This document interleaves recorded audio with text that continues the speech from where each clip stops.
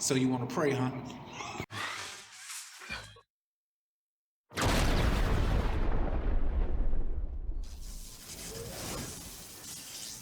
Brother Darius from Following Christ 77. This is my brother Roy.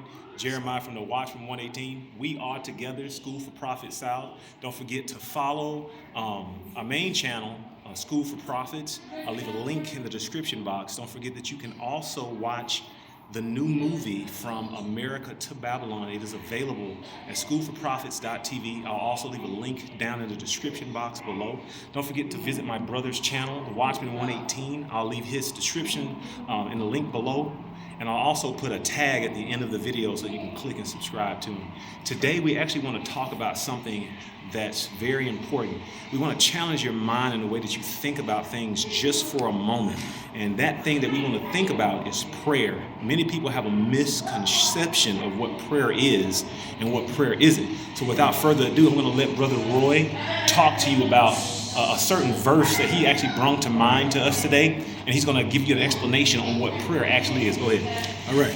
So if you turn in your Bibles to 2 Corinthians chapter 12, and we're going to start at verse 7. And it says, "Unless I should be exalted above measures by the abundance of the revelation, a thorn in the flesh was given to me, a messenger of Satan to buffet me, lest I be exalted above measures. Concerning this thing, I plead with the Lord 3 times that it might depart from me." So here we have Paul, a servant of God. He was victorious. He was winning souls and things like that. And he was starting to get arrogant. And God had to allow a servant, a messenger of Satan, a fallen angel, to be able to strike Paul with a certain disease. We don't know what it was. But what it did, it humbled Paul. And Paul had to pray out. See, what prayer does, it humbles us and it shows us that we are not in control. We need help.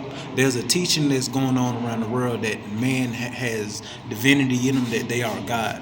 And prayer shows us that we are not God, that we need God, and we have to humble ourselves. You have some people who have a lot of pride, and pride keeps you from asking for help. Prayer also combats pride, because when you pray, you recognize that you are not in control, that you need help. And that's the tool that God uses to combat pride and arrogance, and also keeps us from destroying ourselves.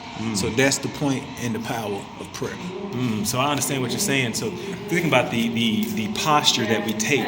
Like when you kneel down, you got to think about it. When you kneel to someone that's greater than you. That's right. When you bow down, you're bowing down to someone that's greater than you. See, right. Like my brother is saying, prayer isn't a wish list.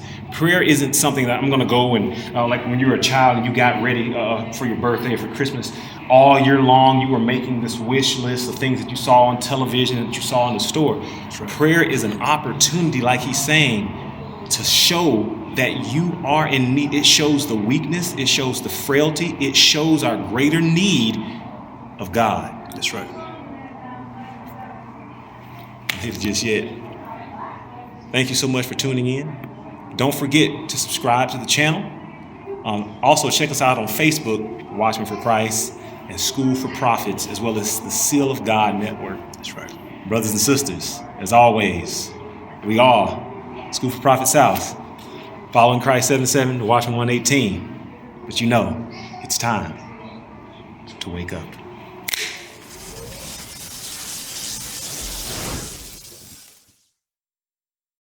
You thought God was your personal genie.